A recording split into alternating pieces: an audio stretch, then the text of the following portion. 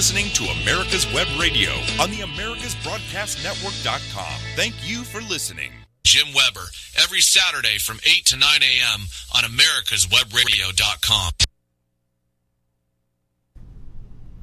Good morning. This is Stephanie Stuckey. Welcome to the Stuckey's Hour. I just got back from being on the road. I spent 5 days traveling all across South Carolina and stopping at the fun, kitschy roadside attractions along the way. I'll talk a little bit about my adventures later in the show, but we're delighted to have a very special guest today. We're going to bring him on right now. His name is Ryan Schafer. He is the grandson of the founder of South of the Border. Alan Schafer is the founder, and many of you, I'm sure, are familiar with South of the Border, those iconic signs that you see all over I-95 heading north and south of Dillon, South Carolina, where they're located. And South of the Border has been a landmark of the Southeast for nearly 70 years. They've got their trademark signs with really funny sayings like, "You never saw such a place," and they feature their mascot Pedro. And if you've pulled over, as I have recently, there's a ton of fun things to do and, of course, a lot of souvenirs. So I'm going to hand it over to Ryan Schafer right now. And Ryan, welcome to the show. We really appreciate you getting up early. You're on an earlier time zone, so thank you for joining us. Thank you for having me. So I want to kick it off just by getting the history of South of the Border. If you can tell us, I know it started as a beer stand. So it did. Tell us the background. How did this amazing place begin?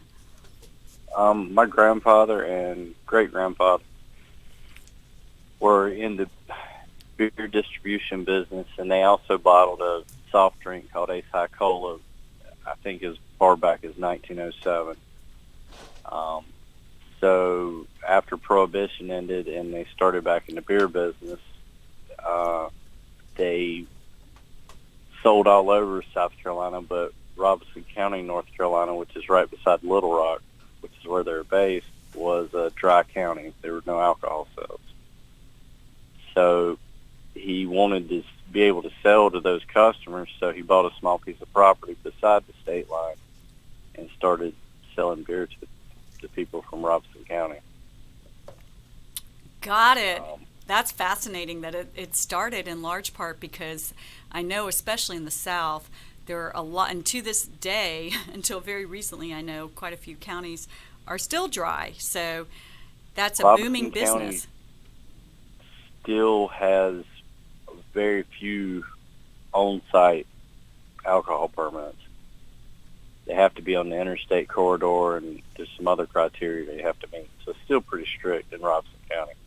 Yeah, I know since I just came back from South Carolina, it's a bit of an aside, but you cannot openly advertise that it's an alcohol place. You got the red dot on the side of the buildings.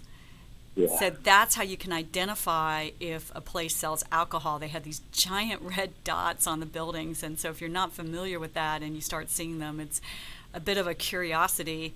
So, yeah, the sale of alcohol in the South especially, there's a whole history connected with that, and it's fascinating to me that that's in large part how South of the Border began. Yes. So, started as a beer depot, and I think the name of that first stand was South of the Border Beer Depot. And so how did the place grow from there? From there, it kind of, part of it was the state. The state required that if you were going to sell alcohol, you had to sell food. So he started selling food, and the tourists coming down 301 to Florida, New York, started buying a good bit of food. So at some point, a salesman from, I believe, Florida was coming through on his way back home, and he had souvenirs. And he was out of money, and he needed gas, and he wanted to eat. He asked my grandfather if he would take his samples and then return, feed him, and give him gas. And he took them, not really sure what he was going to do with them. And he said they sold out, before he got home. He'd already mailed an order for another batch. So it just kind of happened by chance. Oh my gosh, that's such a terrific story. I did not know that. And does the salesman know that he was part of creating one of America's most iconic roadside attractions?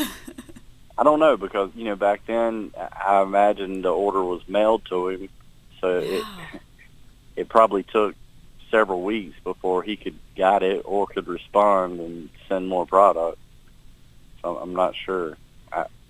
Wow. As anxious as my grandfather is, I'm sure he was already outsourcing it by then. That's terrific. And then you started on 301, and actually when I went there last week, we drove along 301 because we were determined to see South Carolina taking the back roads.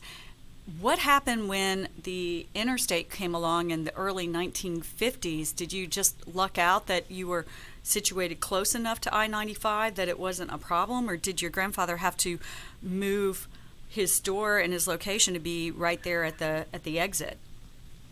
No, I think it was more he moved the interstate. Yep. The interstate was supposed to go through Marlboro County, which is 25 miles north of us, or west.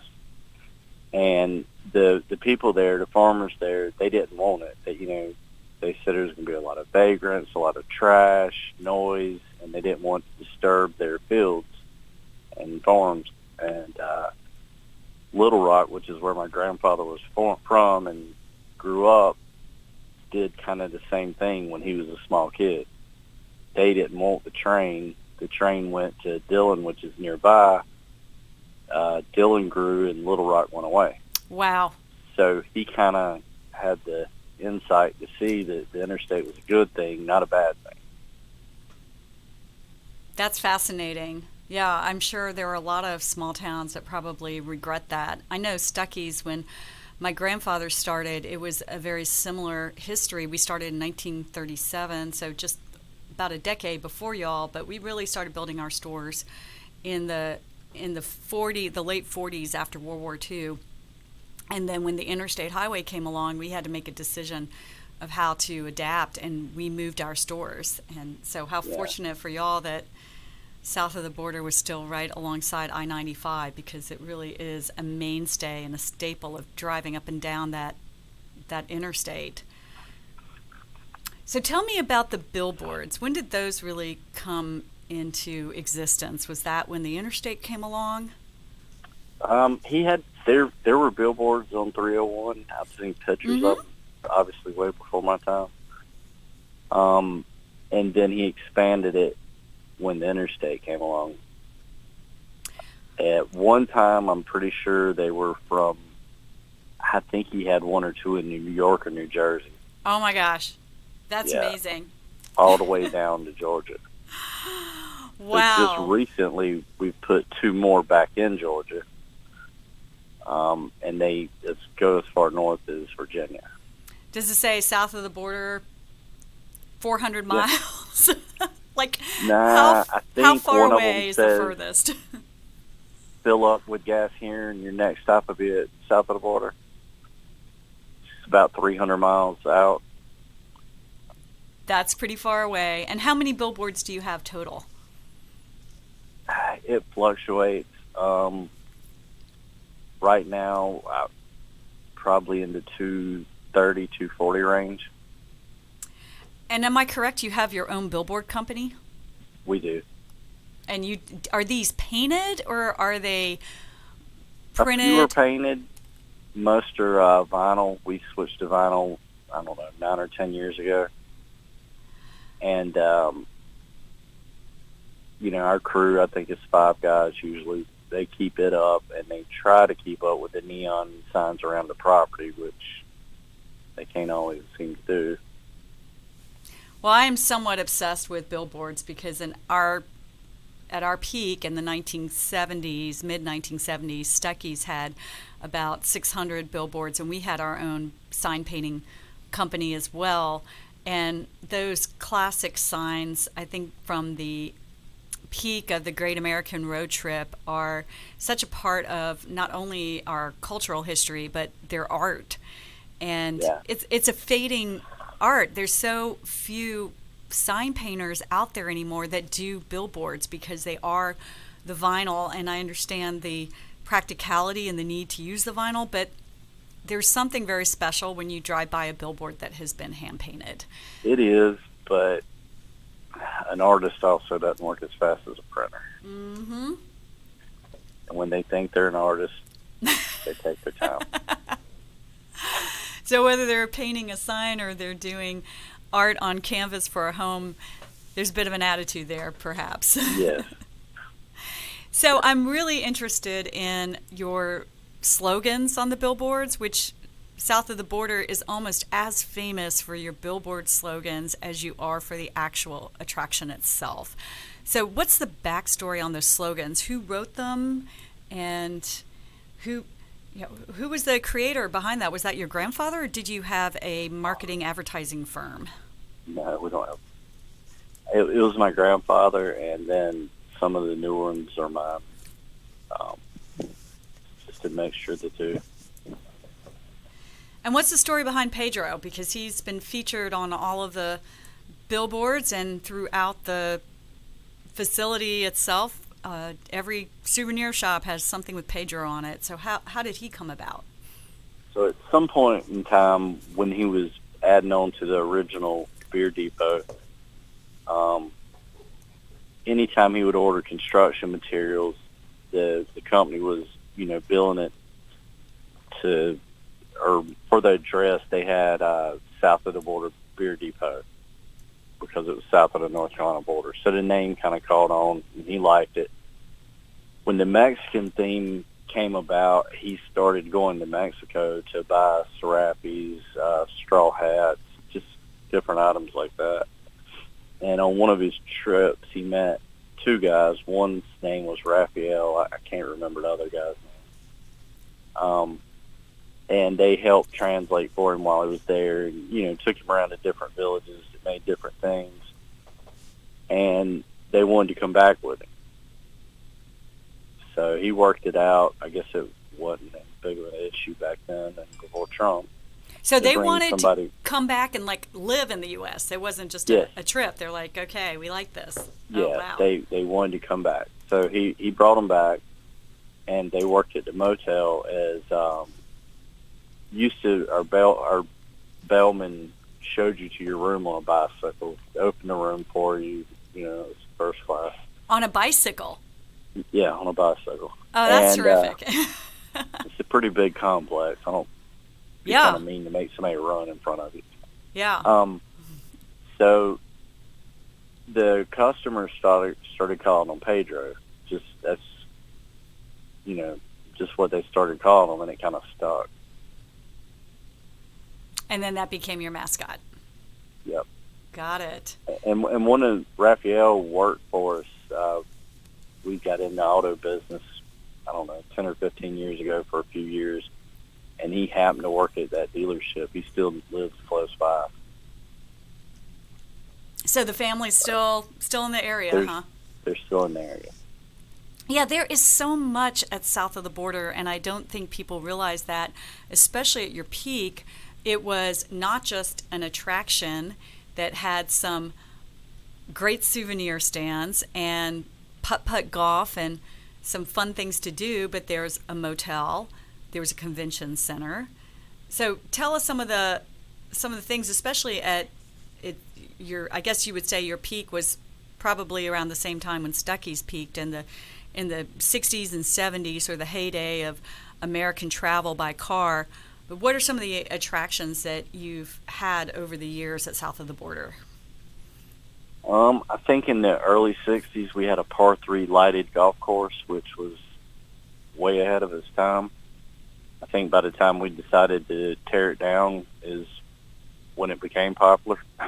Oh, gosh. I mean, it didn't matter. We had bought Blenheim Ginger Ale, and we were building a ginger ale plant, and we needed that space for the plant. So you have a ginger ale plant? Yes, we own Blenheim Ginger Ale. That's terrific. It's made in South Carolina, always has been. I think it's over 100 years old. So that kind of went back to his bottling as a kid, he, it was something he wanted to do again. So, and I know you've had a cocktail lounge. There was a cocktail lounge. There was a steakhouse back in the 60s and 70s that people drove for an hour and a half just to eat at. They waited in line. They served until the food ran out every night. That was just how it worked. The food was flown in from Oklahoma City every day to the airport in Fayetteville. I remember that as a kid. I remember that steakhouse and trying to get my parents to take us there. And I do remember there being a line. And we never got to eat there, and it's not there anymore. So missed my chance. It snowed real heavy one year, and the roof on that section of the building caved in. And they never put it back there. Yeah, I know you've had a barber shop, a variety store, a post office, a go-kart track. Yeah, we had I don't remember a go-kart track. It's on your website. A motocross track. Okay, it says outdoor go-kart track, complete with other outdoor recreational facilities. It's on your website. Should say motocross. That's a typo. Well, that's perfect for South Carolina, right? Yes. So I would be very interested, and I'm getting a signal we might need to wrap this up, but I would like to know, what's your journey? How did you get involved in the business? Was it always understood that you would be the heir apparent after, did your father run it and then handed the reins over to you? Give us a bit of your history and how you came to be and your role now as head of South of the Border. I started out there when I was young, 10 or 11, cleaning video games in the arcade, then moved into one of the restaurants, I think the Ice Cream Fiesta, serving ice cream. At some point, the shops, and then the fireworks stores once I was old enough. And I don't know, I guess I was the only grandchild that really showed interest in it. The others worked at our beer distributorship. And after my grandfather passed away, my grandmother and myself ran it together. And then when she passed away, it's been me. My father helps with the real estate some, but he's pretty much retired. He's 74. So he likes to come and go when he wants and know that things are taken care of, and he can come and go when he wants. Oh, that's perfect. Now, hold on just 1 second. David, you're saying we have to have a break. Can we come back and ask Ryan just a few more questions? Sure. Okay, Ryan, if you don't mind, we're going to take a minute break, and we'll be right back. All right. If you live to serve and want to make an even bigger difference, consider joining the U.S. Army. With training in fields like medical care, linguistics, and engineering, an Army career can amplify your efforts with humanitarian opportunities all over the world. Plus, you'll receive competitive pay and incredible benefits, so you'll be taken care of, too. Learn more at GoArmy.com. Ladies and gentlemen, boys and girls of all ages, I am Roger B., host of the Locked and Loaded Show on America's Web Radio. Join me live every Tuesday at 1500 for the best in gun news, gun products, and gun politics. You're listening to America's Web Radio on the Americas Broadcast Network. And we're back. So thank you for that, for hanging on, Ryan, because I want to hear more about your journey. And you said you were the only grandchild that was interested in taking over the company. That was very similar to my own story with Stuckey's. I'm number 5 of 7 grandchildren. I was definitely not the heir apparent, but I was the only one who was interested in it. So I can definitely relate to that. I'd like to know, how well did you know your grandfather? How old were you when he passed? And do you have any stories you can share with us about your grandfather and what he taught you about business?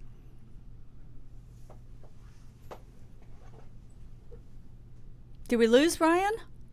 No, there we go. Oh, Ryan? I don't know where. Hello, Ryan? You want to give him a call back, David? And Well, he's still attached. huh? Ryan, Ryan, can you hear us? Ryan.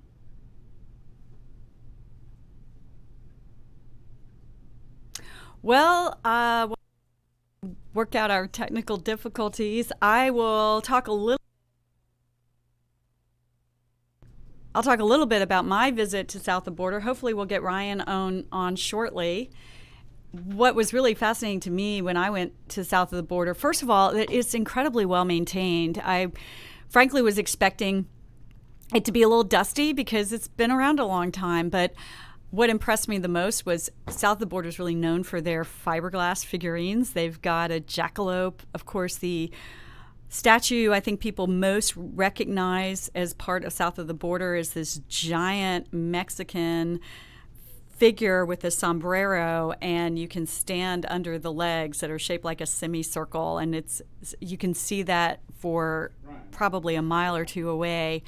And they're all freshly painted. They paint them every year, so they're well maintained. Some of the facilities are no longer in operation, but overall it's well worth the stop.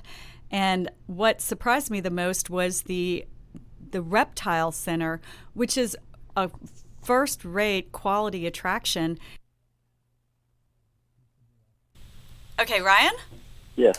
So I had a question for you, but I detoured a little bit while we were having technical difficulties, so I'll continue the thread. What I was talking about is the reptile center, which I was so impressed with when I toured it last week. It really is a zoo caliber quality facility. You have endangered alligators and crocodiles and a wide variety on exhibit of snakes. Many of them were venomous, with big red venomous signs, and then some turtles, some really amazing species. So I'm interested in the backstory behind that. How did you come to have this attraction? And I really want to make sure our listeners know about this, because even if you may not be into some of the souvenir stands, which I love because I never can resist a gift shop, it is well worth pulling over to see this reptile attraction. So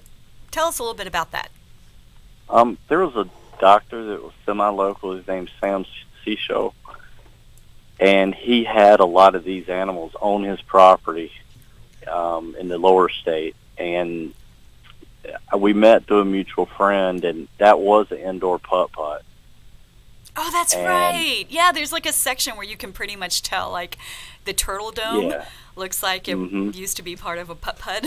And the volcano where the snakes are was part of it. Yeah, okay. So we had an outdoor putt-putt, so we really didn't need the indoor putt-putt anymore. And, he was telling me how hard it was to take care of all these animals during the winter, and, it had just gotten out of control. And so we came up with the idea, and we changed it over, and we brought them to the border.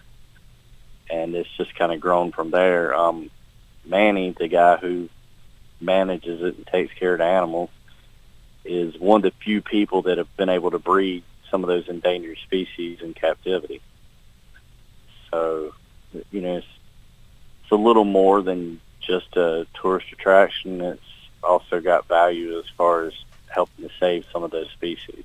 Oh, I couldn't agree more. And the last room of the exhibit is devoted to conservation, and you've got some nice signage that goes into the importance of protecting these endangered species. So there's a great message and an educational component to the exhibit as well. So I highly encourage folks, and I can put some stuff up on our Facebook page and try to spread the word. It's a top-rate facility, and really glad I got to tour it. So before we had our technical difficulties, I had queued up some questions about your grandfather. I'm really interested in how well you knew your grandfather, how old you were when he passed, and if you've got any stories you can share with us that are especially memorable to you, how he passed down some knowledge to you or some business advice, what you've learned about running south of the border from him. Basically that, if you want to do something, you've got to do it your way, and don't worry about other people's opinions and what they think. So true. That's, some people say it's tacky, others like it. I don't think it's offensive to anyone, or shouldn't be. And, you just have to do what you want to do. How well did you know him? I knew him pretty well. I mean, I was 25 when he passed. Okay, yeah, I So, was only 12 when my grandfather died, but I have very strong memories of going to he, Stuckey stores with him, and I really cherish those. And he never worked every knowing, day yeah, from 9:30 in the morning till, I don't know, 7:30 at night. So if I was at work, I saw him, pretty much every day.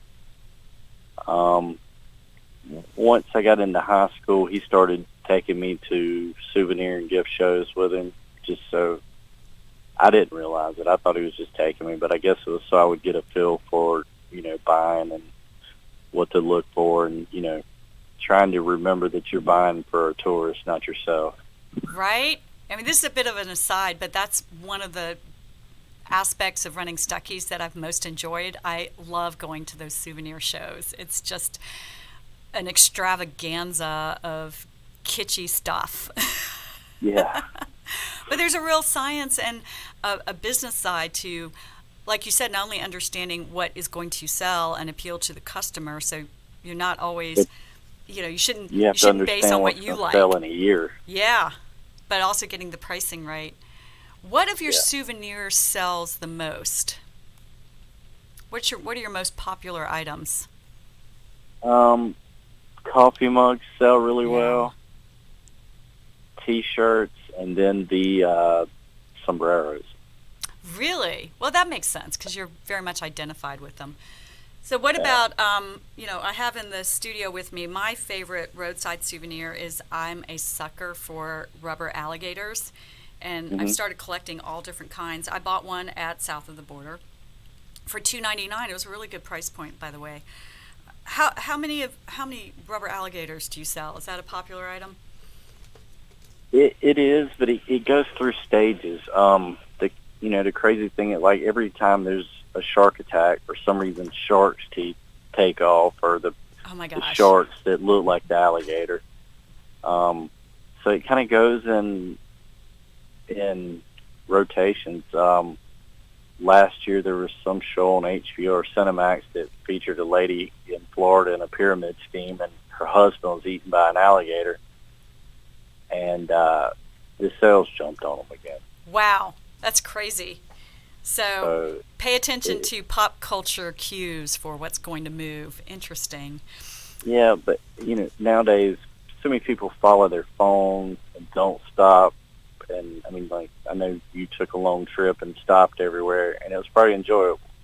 Oh, it's so But much so many fun. people get into following their navigation. They don't even see what's beside the road. When they stop, it's a rush for the kids to run in, use the bathroom, get back in the car, and get to wherever they're going. And the parents, by the time they get there, are losing their mind Mm-hmm. because they haven't enjoyed anything. I mean, they should take time, relax, and enjoy getting there as much as being wherever they're going. I could not agree more. It's not about the destination, it's about the journey. And Yeah, America and is full of places like south of border, but I'm not just saying this because you're our guest on today's show. South of the border really is one of those iconic Americana roadside attractions and consistently shows up on the top 10 list of great places to pull over, like Wall Drugs and hmm Goofy Golf in Florida. So we're getting close to wrapping up our segment with you. I'm interested in what are your favorite roadside attractions? I'm sure you like to road trip. Where do you like to go? Have you been to Wall Drugs? Do you have some? Have you traveled I Route haven't 66? been to Wall Drug just because it's so far. Yeah. A lot of the older places in Florida I've been by. I can't think of the name. Was it Wakawichi, Yes, where Wiki where they had the Yeah. cypress gardens and Mhm. everything? And it's kind of sad seeing the old stores that have closed and gone away. Um, it used to sell the seashells and everything else all the way down 301. But I think at some point it comes back, because once people untether from their cell phones at some point and learn to read a regular map, again, it'll be a trendy thing to do. Yeah, I traveled with two friends, and we brought along a map, a Rand McNally old Yeah. school map. and looked at where we were going. And what is special about that is when you use the GPS, guess what? It tells you the fastest way from A to B. It doesn't give you the back roads. Yeah, it definitely, I don't know how they come up with those algorithms, but they definitely affect people's property value. Right. So I think this is the perfect note to end on. This is what Stuckey's is all about as well, is reviving the great American road trip. We are seeing people, unfortunately due to circumstances happening in the world with the pandemic, they are not flying as much and they're driving more. And they're driving again. Yeah, RV sales are up 40%. We are seeing a resurgence in people getting on the road, and hopefully as they're taking these journeys, rediscover what's special about America. A lot of these places, like you said, are closed. It breaks my heart to drive by some of these attractions that I loved as a kid. I saw just this past year one of the Flintstones amusement parks, Yabba Dabba Doo Land, has closed. There's only one Howard Johnson's restaurant left in America, and I've gotten conflicting reports about whether it's open or not. Whether it's open or not, there's one or there's none. These are iconic places. They're part of our cultural history and our landscape, and they need to be preserved. As far as I'm concerned, this is as much a cultural destination as going to the Museum of Modern Art in New York City. They're different, but they equally hold value in what we consider to be artistic and part of our collective history as Americans. And we're losing that. And so I just want to say thank you for what you do in preserving what is one of my all-time favorite roadside attractions and making sure it's going to be there for my kids and hopefully my grandkids as well. Thank you. I appreciate that. Yeah. Thanks for your time, Ryan. And I'm going to give you a call later. We got some other stuff to discuss, but It's just been such a pleasure having you as our guest, and maybe have you back in a year and see how things are going with South of the Border. I certainly hope a lot of our listeners are going to give you a second look if they stopped as a kid and revisit you and see that there's a lot of specialness still at South of the Border. It's well worth the stop. I appreciate the time.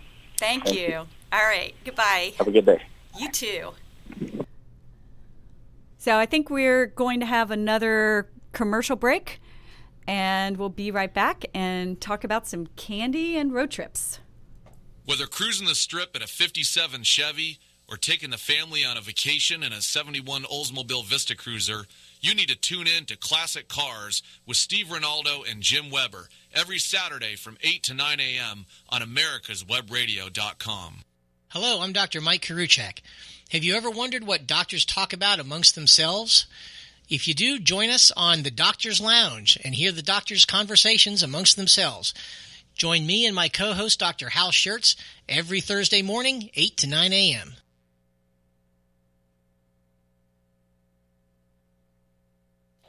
Want to give your family or loved one the perfect gift?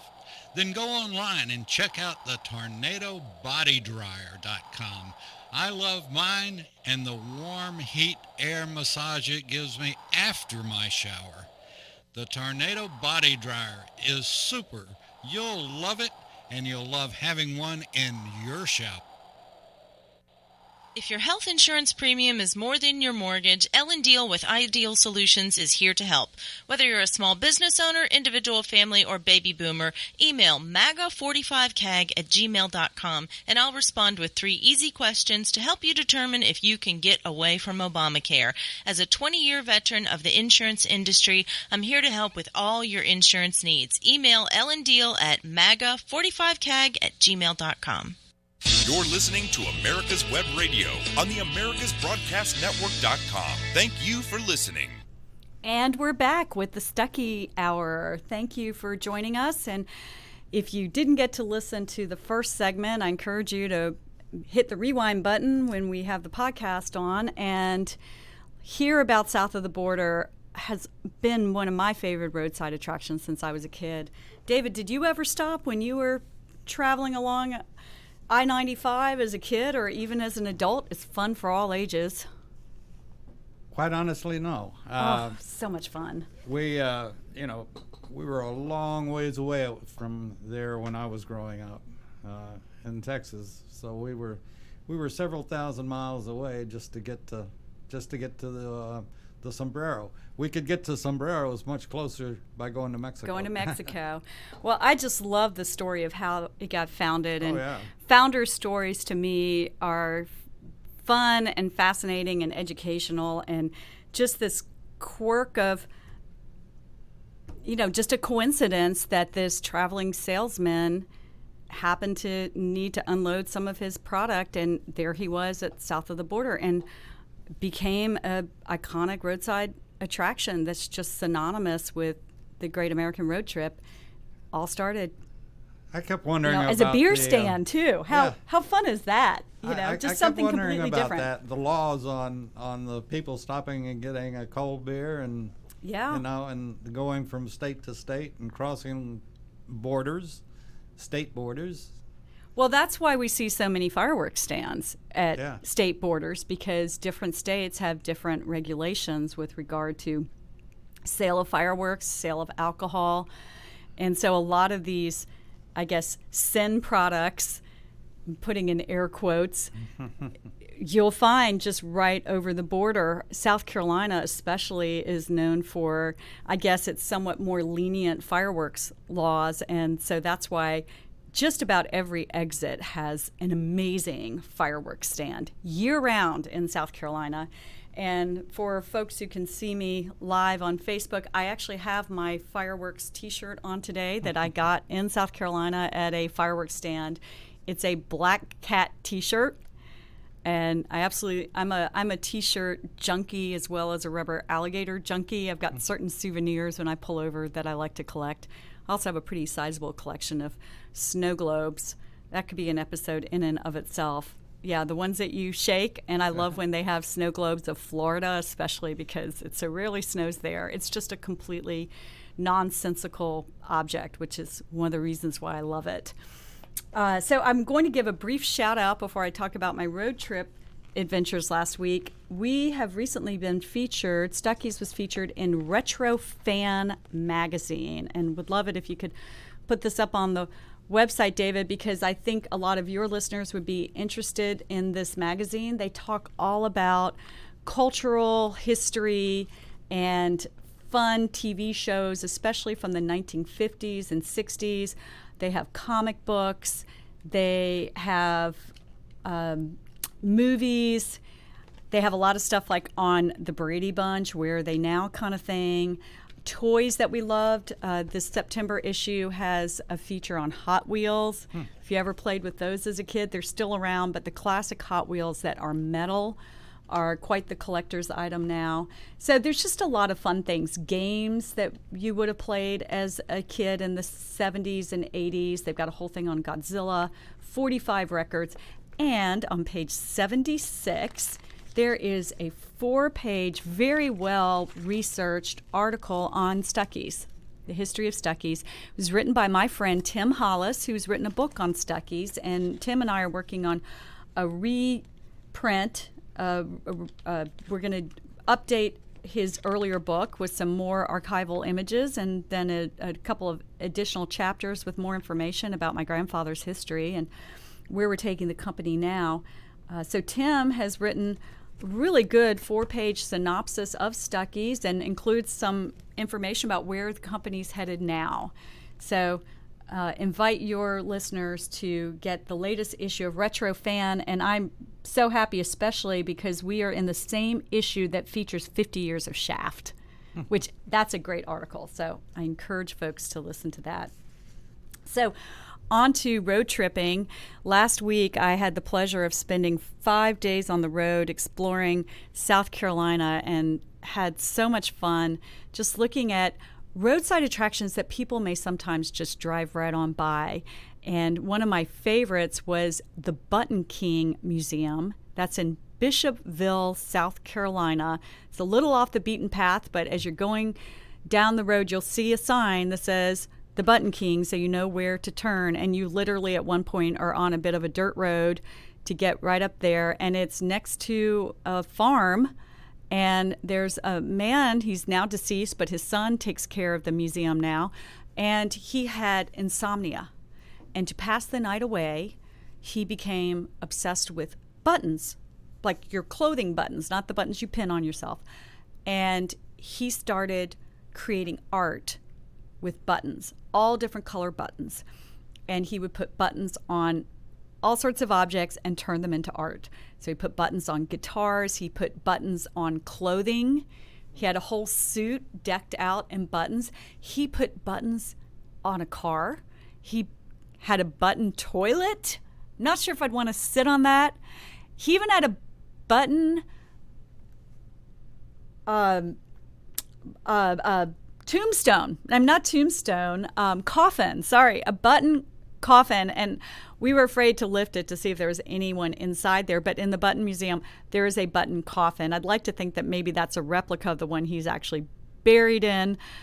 And the museum is just on the side of a road, and really fascinating to not only see the art that was created, but just to understand this man's story, that here he is in a small town, couldn't sleep at night, and instead of doing what I think a lot of us do, which is just read a book or go watch a movie on TV, he created something really special. And he was on the Phil Donahue show, the Geraldo Rivero show. He was featured in sitcoms and movies. And it just came out of a guy who had a hard time sleeping. And then his son is a musician, and the Button King was a musician as well. He played guitar. And so next door, they have a music venue. So there is a club there. It's shut down right now because of COVID. But during regular times when we're not in a pandemic, on Saturday nights, you can go there and you can hear live music. So from that modest beginning of just creating button art, there's now a museum attraction. It's free to visit. And then next door is this music venue. So it's places like that that really fascinate me. And that same little town has another incredible attraction. It's called Pearl Fryer's Topiary Garden. So Pearl Fryer is actually a man, and he lived right outside the city limits. And he had just a modest ranch house, very nice home, but not ostentatious or grand by any means. But he had a nice yard, and he maintained it really well, and he wanted his yard to be featured as the Yard of the Month Club. Anyone from a small town, I know Eastman, Georgia, where I'm from, that's a big darn deal. The Garden Club in Eastman, if you have that Garden of the Month designation, you get this yard sign in front of your house that says Garden of the Month, and it's just a source of pride. And Pearl wanted his garden to be considered, and because he was outside the city limits, the garden ladies, and not to exclude men, but typically it's a lot of women, especially back in the day when he was creating this, and the garden ladies just weren't going to have him considered because he was outside the city limits. So what Pearl did was he basically decided, well, I'll show them. And he self-taught how to create a topiary garden. And I don't know that much about topiary, but I know it's complicated. But he went to the library, there wasn't the internet at the time, and he learned how to prune shrubs, and then he went from there and he pruned trees, and he created this wonderland of a topiary garden, and it became so well done and celebrated that he began to attract visitors not only from across the country, but worldwide, and especially in the Far East, and Japan is where it really is an art to do topiary. He had garden clubs from Japan fly to America and come to Bishopville, South Carolina, foreign delegations to see his topiary garden. And of course, he got a special exemption from the garden club, and they did feature him as Garden Club of the Month. So if you go there today, looks like Pearl's a little up in years. Apparently he is still there because his name was on the mailbox, but the topiary could could use some updating and some pruning, but it is absolutely a fantasy wonderland in green. And there's sculptures. There's even a brochure that you can pick up that is a walking tour. And it's in this man's yard in a suburban complex in Bishopville, South Carolina. I know we have to have a quick break, but I just want to give a shout out to Bishopville, South Carolina before we take our break and say small town America is full of these really fascinating roadside attractions that, by the way, are free and are not the kind of thing you'll ordinarily see, but behind them are stories of amazing individuals who do something really special that's worthy of recognition. I was just thinking as you were talking about your tour and your trip and checking out different locations, is that we live in such a world, just like your guest Ryan was saying, we live in such a world, we put it in GPS and stomp on the gas pedal, and how quick can we get there? And we miss the side trips, and the side trips in America are the best trips. You don't know what you're... Growing up, my mother was into antiques, and we'd stop in many small towns and houses that would, feature that they had antiques for sale or whatever, and you'd find some of the neatest things, even toy antiques, and this is too bad we live in such a rush that all we focus on is how quick can we get there. Well, yeah, and speaking of antiques, it's collecting things is really fun, and that's where the internet really misses out on the joy of just exploring these antique stores. I can't pass up a good, well, I have to say I'm a little more lowbrow. I like a junk store, a thrift store, and that's where you can really get your finds. But just that pursuit, and lately I've been really into the jelly glasses. When I was a kid in the 70s, all of the Welch's grape jelly and the different jelly, but we always had grape jelly. It came in these jars that when you finished the jelly, they were glasses, which is so great. My background is sustainability. That is sustainable. Glass, won't get into this sidetrack, but glass is very hard to recycle.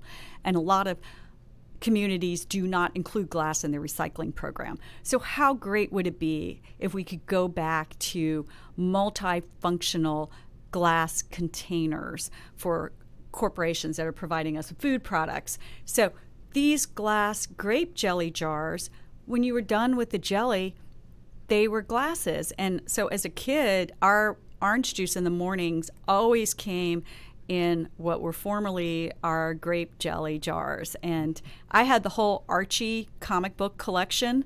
That was my favorite. And we pulled over at a antique store, and I'm putting it in air quotes because it was a bit of a thrifty junk consignment place, but had wonderful finds. And in there, I found a Jughead Archie comic book character grape jar. And so, of course, I bought it. It was only $2. What a deal.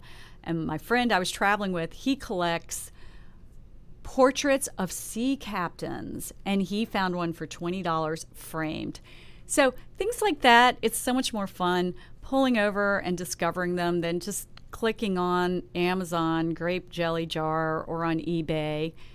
Not totally dissing those sites, since Stuckey sells our product on Amazon, and we're soon to be up on eBay. We're working on that. But there's something really special about being able to it's like a scavenger hunt. Pull over and look for something that you really want to find that you collect. Well, and want everybody to know that this show is all about Stuckeys. And we want to thank Stephanie for coming in every Wednesday and doing the show. And I'm a nostalgic person, and we just can't let history get away from us. And there's so many fun things that we did as kids that have been replaced now by electronics, which is sad. And a lot of kids don't even know how to play together anymore. And that's sad too. And some of the things that, do you remember, or did you ever play pickup sticks? Absolutely. And it's still a game. My kids play it. Do they? Mm-hmm. Good. Yep. And marbles, but learning, that's a part of life, of association with and playing something fun, and Monopoly with the whole family, or Kings on the Corner, or whatever it happened to be, the whole family could be involved in. And the whole family can be involved in stopping at Stuckey's and making your memories for tomorrow. And your kids will remember when you go into Stuckey's. It's so unique, it's so important in our history that the next time you're on the road, you got to stop at Stuckey's. So with that being said, I'm going to turn the show back over to Stephanie Stuckey. Thank you, David. I didn't know. Do we need to take one more break? Because I thought you said, okay. Sorry.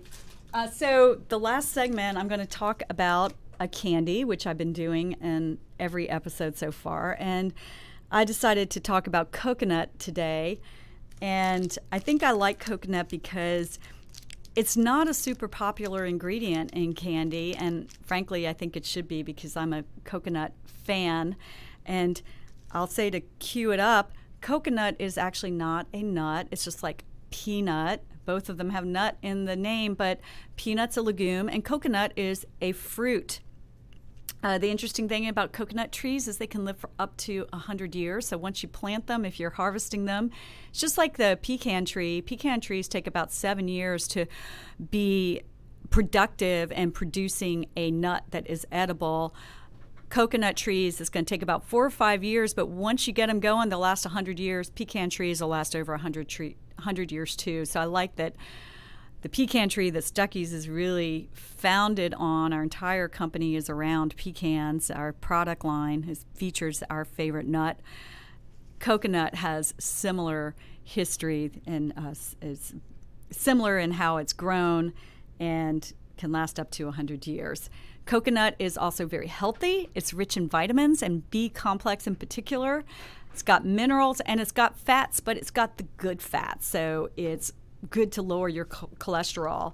Nowadays, a lot of people are really into nut milks. I think almond milk really sort of was the forerunner of what really made the nut milks popular, but coconut milk is becoming more popular as well, and it contains electrolytes, which is really good for metabolism and gives you energy and memory improvement and a lot more. Coconut oil, we love to cook with that. It's not only good for cooking, but you can put coconut oil on your skin and in your hair, and so it's good for health and beauty. And a few fun facts about coconut before I get into coconut candy. Coconut can be used as a flotation device. God forbid you're ever stuck in the ocean somewhere, you see a coconut floating by, you can grab onto it, it floats.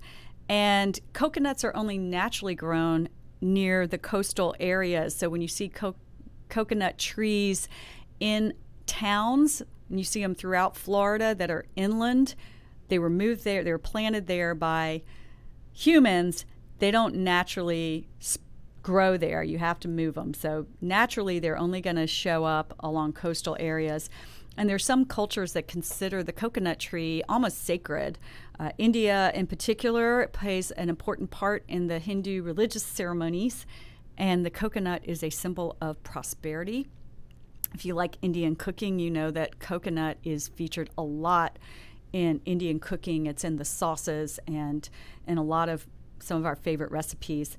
And in the Philippines, coconut is also very popular. So obviously any country, any culture where you're going to see coconuts growing, it's going to be featured as part of the culture and part of the cooking. And in the Philippines, where you have a lot of coconut trees, General Marcos built an entire palace from coconut timber in the 1970s. Hope someday to be able to visit that. Pop culture references. I couldn't let a segment on coconuts get by without giving a shout out to what I remember coconuts for as a kid. One of my favorite shows was Gilligan's Island, and Mary Ann was known for her coconut cream pies.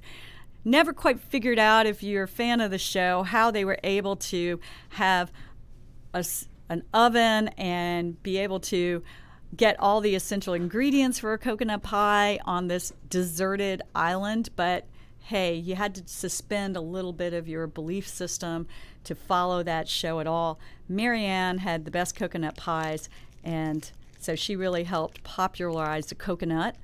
And then, of course, Coconuts have been popular in songs. I'm not going to sing it because I have a terrible singing voice, but won't sit under the coconut tree with anyone else but me. That is a song that was really popular like in the 1940s or 50s, David. You might remember the song, but that's featuring the coconut. So the main candy that you will find in most places like CVS and Walgreens featuring the coconut is the Almond Joy. So I'm going to talk a little bit about the history of the Almond Joy. It was first created in 1919 by Armenian immigrants, and they came to the country, to our country, and they started the Peter Paul Candy Manufacturing Company. And the original Almond Joy was not called Almond Joy. It was called the Dream Bar.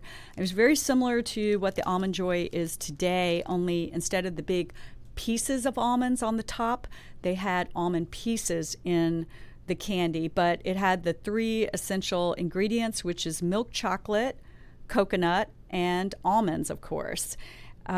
So the Dream Bar really took off in World War II, and I think this is an example of resilience that during World War II, and we have a similar history with Stuckey's, which I really like that our two candy bars share this.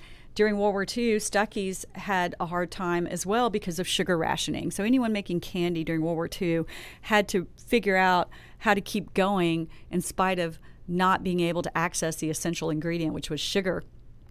And the Dream Bar, the Peter Paul Candy Manufacturing Company, did the exact same thing that Stuckey's did to survive World War II, and that was sell candy to the troops. Not only was it helping our country, it was keeping the companies afloat because we had access to the sugar that we needed. And that turned out to be a blessing in disguise because the company took off. Soldiers loved the Dream Bar. And so when the war ended and they came home and they started buying candy, they were hooked to the Dream Bar. So they started buying it, and that's when it really took off. Okay, I got a minute left. I'm going to have to fast forward. So the Dream Bar continued to grow in popularity as the Peter Paul Company. You may remember the jingle that was popular in like the 70s, Peter Paul Almond Joy. Sometimes you feel like a nut, sometimes you don't. So that whole jingle that really helped make the Almond Joy a household name came about in the 1970s under the Peter Paul Company. And then they merged with Cadbury Schweppes, which is an English candy company, in 1978. Fast forward another decade, they were bought by Hershey's. So Mound and Almond Joy are the same company. Hershey's bought both of those candy bars in 1988, and they bought Almond Joy for $300 million. So pretty good profit there. I know I've got to wrap up, so I'll just wrap up by taking a bite of Almond Joy and letting you know that Almond Joy is still one of my favorite candy bars. It's got a soft center, and that's because it has the special ingredient that you're not going to find in most candy bars, which is the coconut. So on that nutty note, I will end this week's Stuckey Hour and look forward to talking with y'all next week. If you live to serve and want to make an